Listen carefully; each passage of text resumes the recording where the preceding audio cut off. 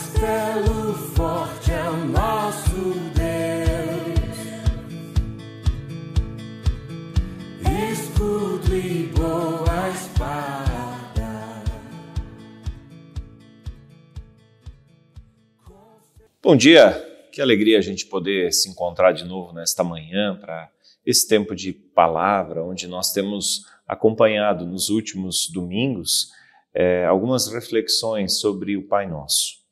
Eu não sei quando tu vais assistir esta mensagem, não sei se vai ser agora, domingo de manhã, ou vai ser durante a semana, mas o meu desejo é que quando assistires esta palavra, a bondosa mão de Deus esteja sobre tua vida, ela te alcance e tu possas de fato ter um encontro com o Cristo, Cristo vivo, com o Cristo que nos ensinou a orar Pai Nosso, com o Cristo que nos ensinou a viver uma outra maneira de nos relacionarmos com o Criador. Nós temos, como falei então, acompanhado nos últimos domingos, uma série de reflexões sobre o Pai Nosso.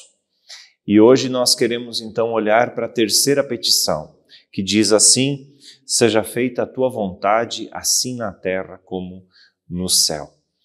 Mas antes de nós adentrarmos nesta petição, antes de nós conversarmos sobre o que essa petição significa, nós queremos ler o texto onde nós encontramos o Pai Nosso, que tem nos acompanhado então nos últimos domingos.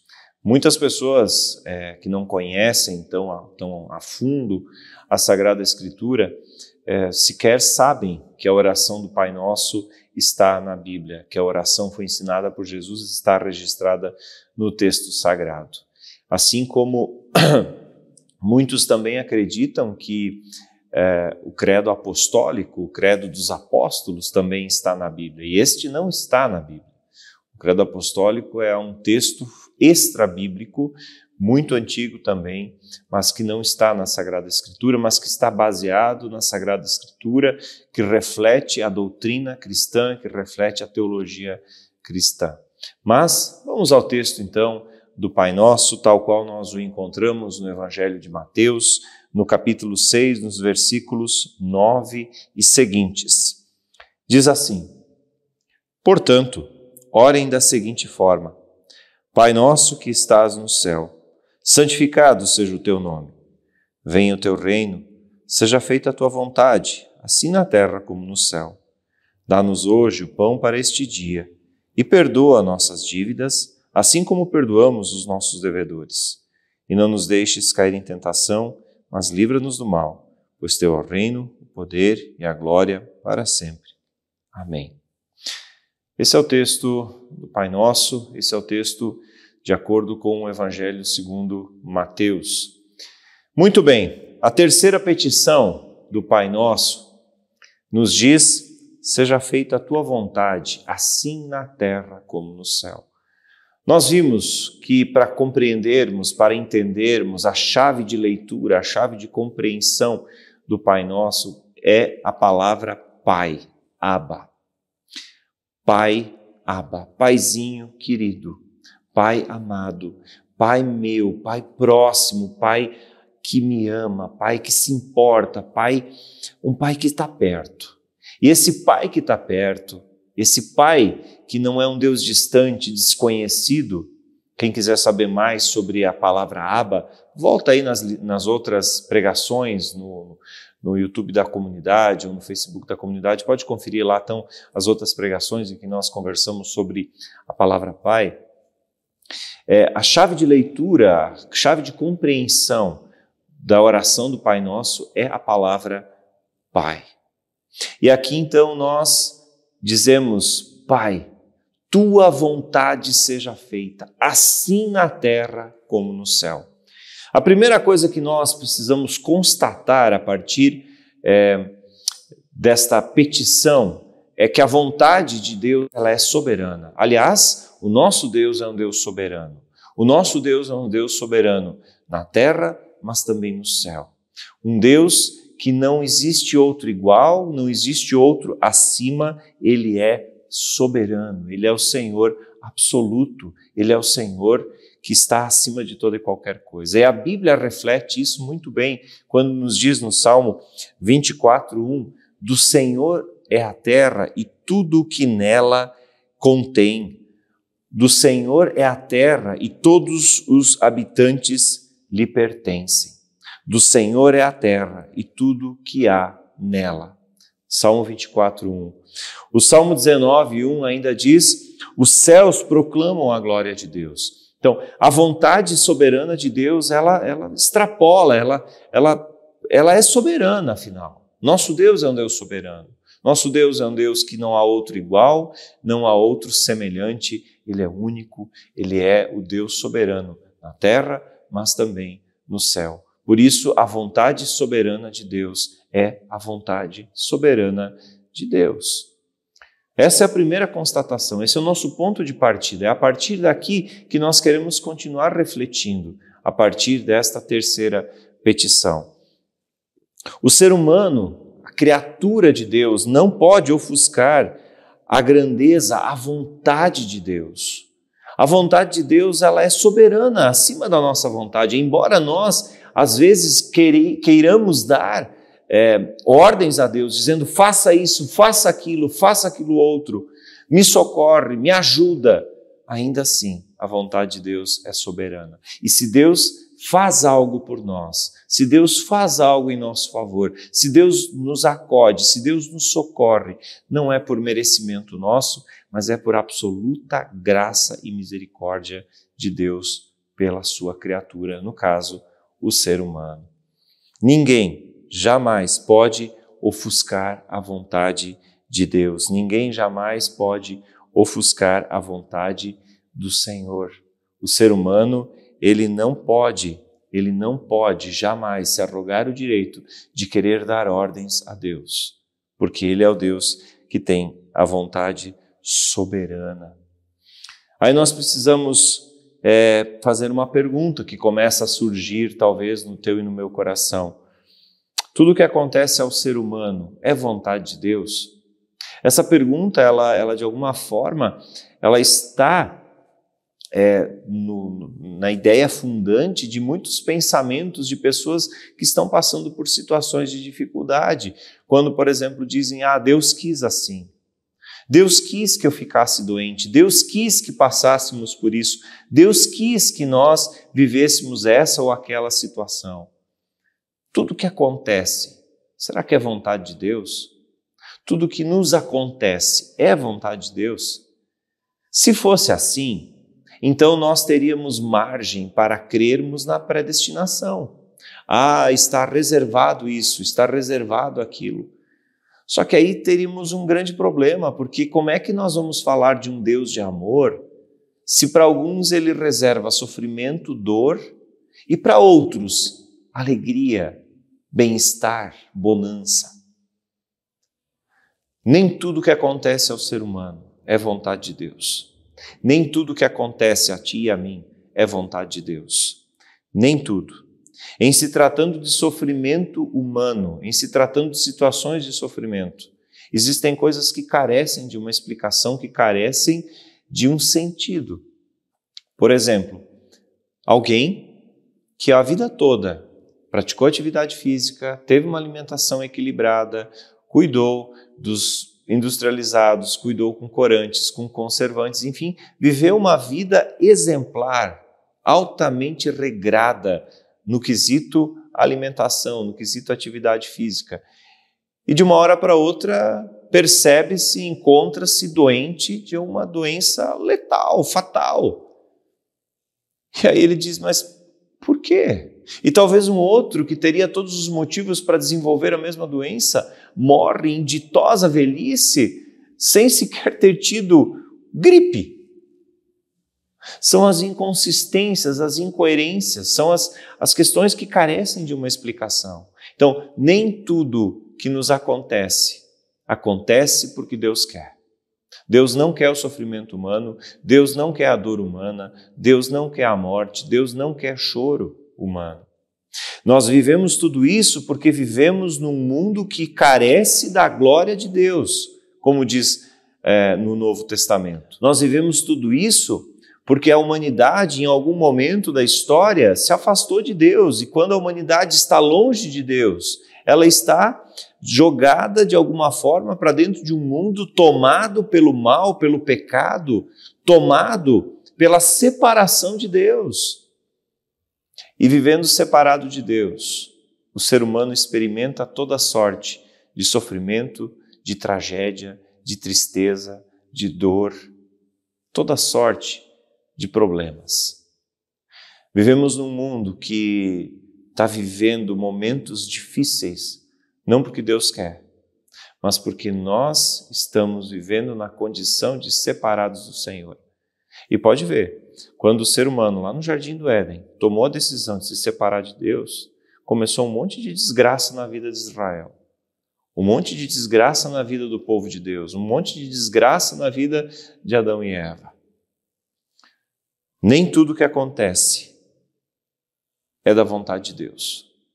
Porém, algumas situações elas são provocadas por cada um de nós.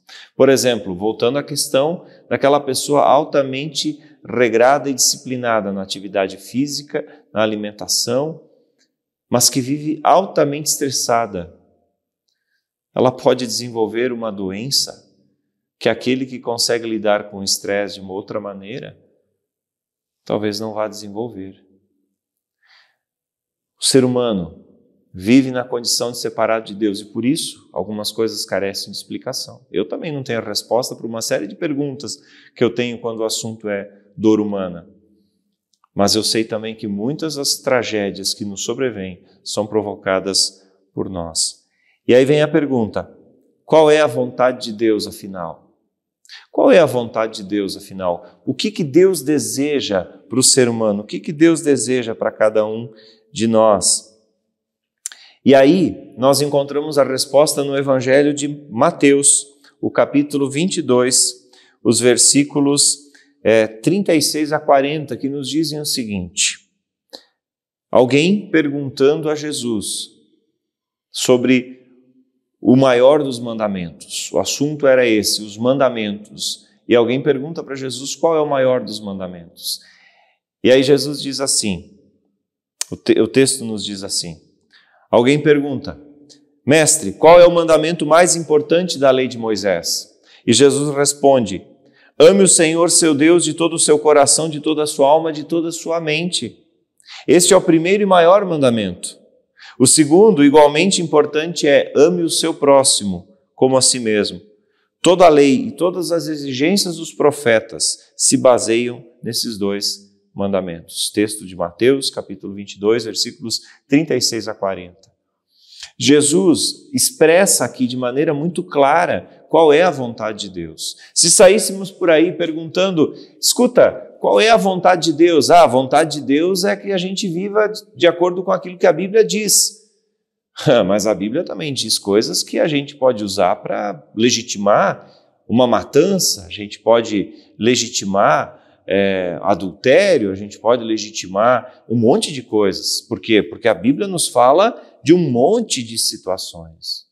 Então, para a gente não perder o essencial, para a gente não perder o que é verdadeiramente evangelho dentro do texto sagrado. Porque quando a gente lê as histórias do Antigo Testamento, chega a nos causar algumas questões, assim, alguns mal-estar, mas Deus não mandou não matar? Como é que Davi é um matador? Como é que os exércitos de Davi matam?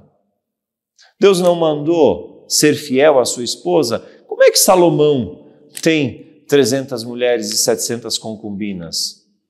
Está entendendo?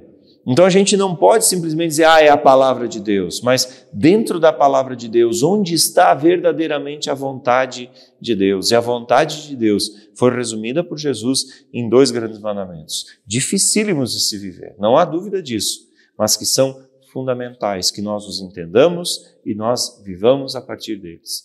O primeiro grande mandamento é, amarás o Senhor teu Deus com todo o teu ser. Quando fala ali de alma, de corpo, de entendimento, está falando do ser humano como um todo.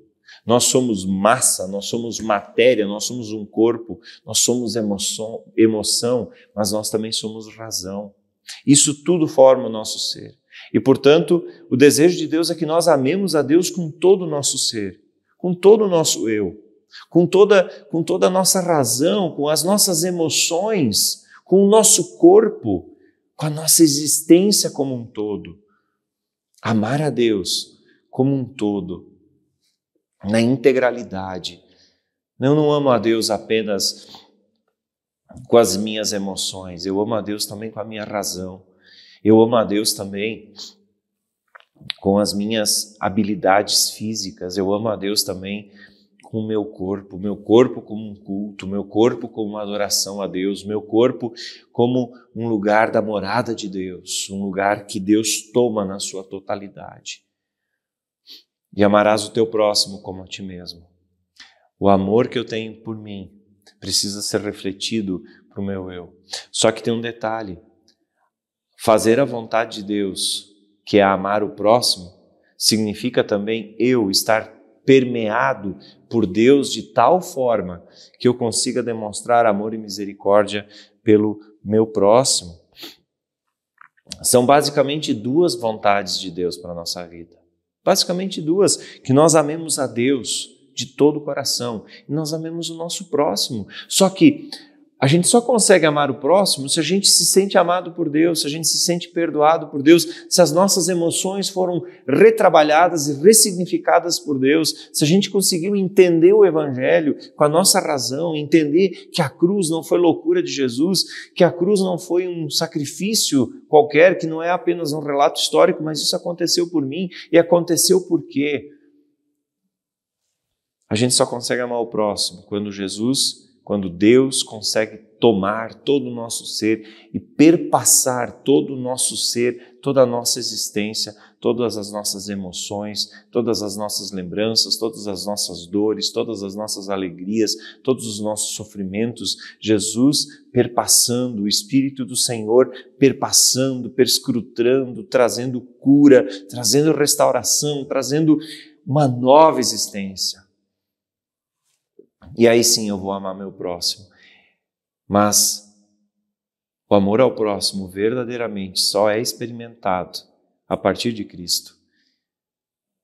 Do contrário, é um amor interesseiro, é um amor descompromissado com o próximo. Nós estamos agora em tempos em que a gente vê muita demonstração de amor. Amor pela nação, amor pelo Estado, amor. Eu custo acreditar em tanto amor. Por quê? Porque ao longo de 4 anos a gente dificilmente vê manifestações deste amor que é discurso. Tu está me entendendo o que eu estou dizendo, não é? A vontade de Deus é que a gente viva o amor pelo próximo. Mas esse amor precisa brotar no amor de Deus por mim e no amor meu por Deus. Isso significa ter o meu eu absolutamente encharcado pela presença de Deus. Quando eu estava preparando esta mensagem, eu fui dar uma olhada no que Lutero fala no Catecismo Maior e ele diz que existem 3 inimigos básicos para que a gente não consiga fazer com que a vontade de Deus seja feita. Primeira delas, o diabo, o mundo e nós mesmos. Diabo, o mundo e nós mesmos. Quando eu olho para Jesus, ele está dizendo esta oração, ensinando esta oração para discípulos de Jesus. Fazer a vontade de Deus não é coisa para quem não vive com Deus. Fazer a vontade de Deus é para quem vive no discipulado, para quem vive no seguimento de Jesus, com Jesus, do jeito de Jesus, atrás de Jesus, seguindo Jesus, seguindo as pegadas do Mestre. É para discípulo, não é para alguém que é apenas um pensador. O amor ao próximo, o amor por Deus, o amor ao próximo só é possível para quem vive em discipulado com Cristo, no seguimento a Cristo. E quem vive no discipulado de Cristo sabe que existem inimigos. Existem inimigos. O diabo, o mundo e nós mesmos. Porque é muito mais fácil eu fazer a minha vontade do que a vontade de Deus. É muito mais fácil eu fazer a minha vontade do que a vontade do Criador. E por isso eu preciso entender que Deus me chama a viver uma vida onde eu me coloco em submissão a Deus, para que a minha vontade não seja feita, mas a vontade do Senhor. E a vontade do Senhor é que eu ame o meu próximo e demonstre misericórdia, demonstre graça, mas para isso eu tenho que ter sido agraciado por Cristo, experimentado essa graça, essa misericórdia na minha vida. Tu está me entendendo? A gente precisa entender que se a gente só vai conseguir fazer a vontade de Deus na terra por meio do seguimento a Cristo. Deus podia fazer tudo sozinho, mas Ele diz, não, vocês, discípulos, são os meus chamados, os meus convidados a fazerem a minha vontade se tornar manifesta na vida do próximo. E para a gente poder entender a vontade de Deus, a gente precisa, primeiro, discernir qual é a vontade de Deus. Existem situações em que a gente saber a vontade de Deus não é uma coisa tão fácil, não é uma coisa tão simples, não é uma coisa tão assim automática. Não, saber a vontade de Deus às vezes é complicado. E aí eu cito o exemplo de Dietrich Bonhoeffer, que foi alguém que se envolveu numa tentativa, num atentado contra Adolf Hitler, que resultou na prisão dele e na morte futuramente. Mas ele escreveu num livro chamado Ética o seguinte: tem horas que a gente tem que escolher o mal menor. E ele escolheu se tornar alguém que poderia ter sido um assassino, matando uma pessoa, do que deixar um matando milhões. Discernir qual é a vontade de Deus e agir de acordo com a vontade de Deus requer de nós ser discípulo de Cristo e entender que em alguns momentos não vai ser fácil a gente entender o que fazer. Mas buscar o discernimento, e o discernimento vem na oração, o discernimento vem na orientação do Espírito, o discernimento vem em dizer: Deus, eu não sei o que fazer, mas Tu vai na frente e faz o que tem que ser feito. Me ajuda a tomar a decisão que é a decisão acertada, a decisão correta. Eu não posso errar. Por isso, diante desse não saber o que fazer, me conduz. A vontade de Deus, ela se torna perceptível a partir do momento que a gente busca viver o discernimento que o Espírito Santo nos dá. E uma vez discernida a vontade de Deus, cabe a nós também viver em submissão a essa vontade, em obediência a essa vontade. Bonhoeffer, quando disse, ok, eu participo desse atentado, ele sabia do mandamento que dizia: não matarás. Não matarás. Nem mesmo Hitler deveria ser morto. Mas diante da barbárie que vinha acontecendo no mundo por conta de um desequilibrado como ele, como Hitler, ele disse: precisamos fazer alguma coisa. Obediência. Viver em obediência, viver em submissão, requer muitas vezes dizer: olha, por amor a Ti, eu não vou te ajudar. Por amor a Ti, enquanto Tu não largar essa vida de vício, eu não vou mais te ajudar. Por amor ao próximo significa às vezes engolir o orgulho e dizer assim: tu me feriu, mas eu já te perdoei e eu já orei sobre isso e Jesus já me curou, mas eu vou fazer, vou te amar, vou estender a minha mão sem dor, mas também sem esquecer do que tu fez. Discernir a vontade de Deus é também viver em submissão a Deus, fazendo o que Deus deseja que nós fizéssemos. A vontade de Deus é que nós amemos a Deus e amemos o nosso próximo. Só que amar o nosso próximo não de maneira interessada, sem que ele mereça, sem que ele seja digno, mas de maneira livre, onde Jesus me ensina, me mostra, me orienta, me conduz a fazer o que tem que ser feito, porque essa é a vontade dele.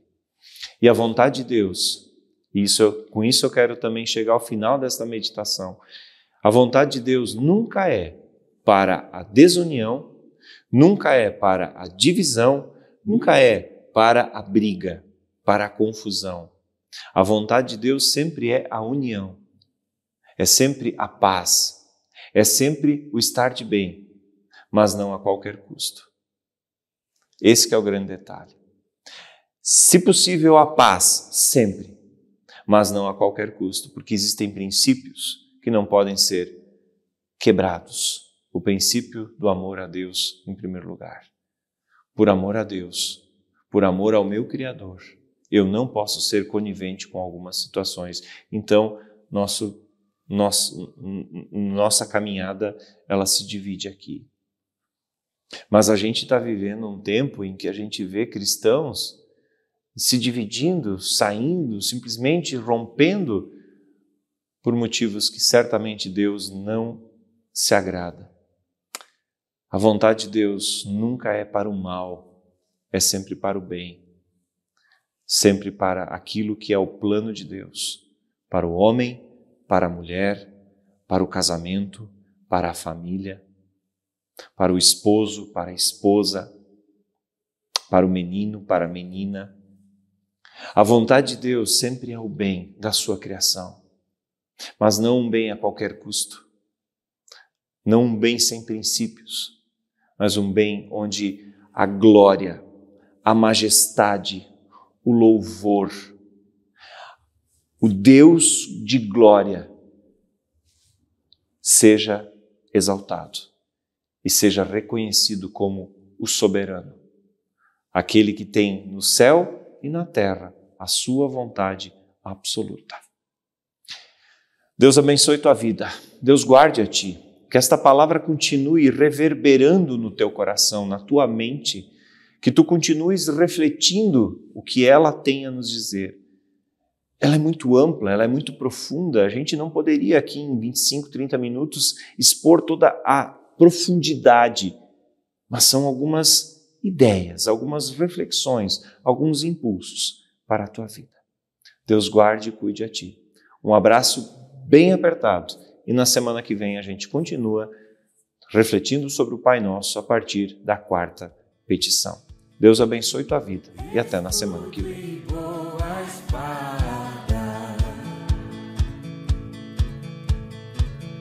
Com seu poder defende os seus,